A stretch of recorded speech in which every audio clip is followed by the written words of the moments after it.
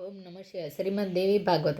शुंभ निशुंभने ब्रह्माजी द्वारा वरदान। व्यासजी बोल्या, રાજન સાંભળો, દેવીનું ઉત્તમ ચરિત્ર તમામ પ્રાણીઓને સુખ પ્રદાન કરનારું તથા સમસ્ત પાપોનો નાશ કરનારું છે. શુંભ અને નિશુંભ આ બંને ભાઈ ઘણા બળવાન રાક્ષસો હતા. તે કોઈ પણ પુરુષ દ્વારા આ શૂરવીરનું મૃત્યુ શક્ય નહોતું. તેઓ ઘણા દુરાચારી અને અભિમાની હતા. ભગવતી સાથે તેમનું ભયંકર યુદ્ધ થયું અને દેવીએ યુદ્ધમાં તેમનો વધ કર્યો. આ જ યુદ્ધમાં મહાન ભુજાવાળા ચંડ અને મુંડ, મહાભયંકર રક્તબીજ અને ધૂમ્રલોચન નામના રાક્ષસો પણ માર્યા ગયા.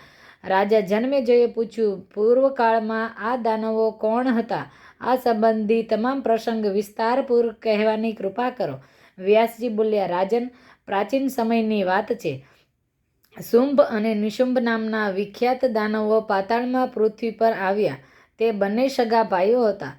પરમ પાવન પુષ્કર તીર્થમાં જઈને અન્ન અને જળનો ત્યાગ કરીને તે તપ કરવા લાગ્યા. તેઓ 10,000 વર્ષ સુધી સતત તપ કરતા રહ્યા. અંતમાં પિતામહ બ્રહ્માજી તેમની ઉપર પ્રસન્ન થયા, એટલે હંસ ઉપર સવાર થઈને ત્યાં પધાર્યા. વ્યાસજી બોલ્યા, ગદગદ થઈને દીન વાણીમાં તેઓ બ્રહ્માજીને મધુર વચન કહેવા લાગ્યા. હે દેવ, દયા સિંધુ બ્રહ્મણ, જો અમારી ઉપર તમે પ્રસન્ન હો તો અમને અમર થવાનું વરદાન આપો. બ્રહ્માજી બોલ્યા, તમે કેવું અસંભવ વરદાન માગી રહ્યા છો? બધા પ્રાણીઓ હંમેશા મરણશીલ છે, એમાં કંઈ શંકા નથી. એટલે તમે કોઈ બીજું વરદાન માંગો, હું તમને તે પૂરું કરીશ. બ્રહ્માજીના વચન સાંભળીને શુંભ અને નિશુંભ થોડી વાર સુધી વિચાર કરતા રહ્યા. ત્યારબાદ બોલ્યા, કૃપા સિંધુ, દેવતા, માનવ, મૃગ, પક્ષી, કોઈ પણ પુરુષ દ્વારા અમારું મૃત્યુ ન થાય.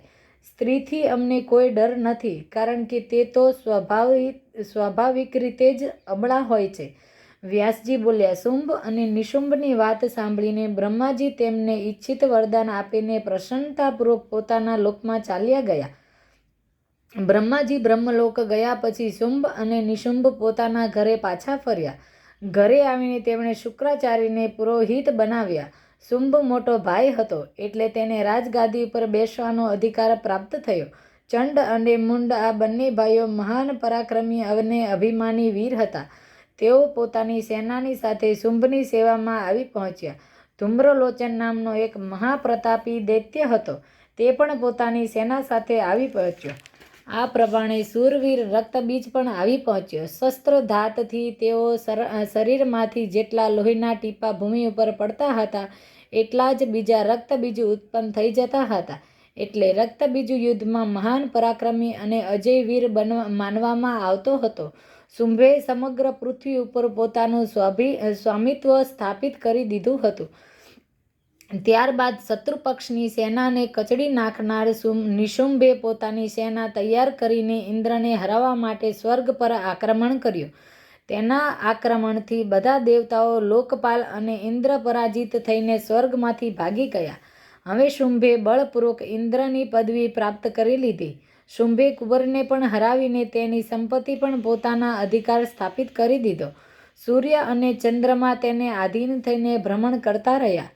યમરાજને હરાવીને તે પદ પણ તેમણે પોતાના અધિકારમાં કરી લીધું. વ્યાસજી બોલ્યા, રાજેન્દ્ર, બધા દેવતા પરાસ્ત થઈને ભાગી ગયા. સ્વર્ગ પર શુંભનું આસન પ્રતિષ્ઠિત થઈ ગયું. 1,000 વર્ષ સુધી શુંભ સ્વર્ગ ઉપર રાજ્ય કરતો રહ્યો. સ્વર્ગમાંથી ભ્રષ્ટ થઈ જવાને કારણે દેવતાઓ અત્યંત ચિંતિત હતા. તેમના દુઃખનો કોઈ પાર નહોતો. ત્યારે દેવતાઓએ બૃહસ્પતિની પાસે જઈને કહ્યું, ગુરુ, હવે શું કરવું જોઈએ તે જણાવવાની કૃપા કરો. આ સંકટને દૂર કરવાનો ઉપાય કરવો છે. બૃહસ્પતિ બોલ્યા, દેવેશ, પૂર્વ સમયમાં ભગવતી જગદંબા પ્રસન્ન થઈને મહિષાસુરનો વધ કરી ચૂક્યા હતા.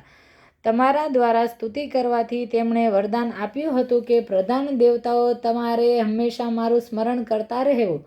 તમારી ઉપર જ્યારે જ્યારે મુશ્કેલી આવે ત્યારે ત્યારે મારું સ્મરણ કરવાથી હું તમારું સંકટ દૂર કરીશ. એટલે તમે લોકો અત્યંત મનોહર હિમાલય પર્વત પર જઈને પ્રેમપૂર્વક ભગવતી ચંડિકાની આરાધના કરવા માટે તૈયાર થઈ જાઓ. વ્યાસજી બોલ્યા, આ પ્રમાણે બધા દેવતાઓ દ્વારા સ્તુતિ કરવાથી ભગવતી જગદંબા કરુણાથી ઓતપ્રોત થઈને તરત જ પ્રગટ થયા. સમાસ્ત. ઓમ નમઃ શિવાય. સમર્થ.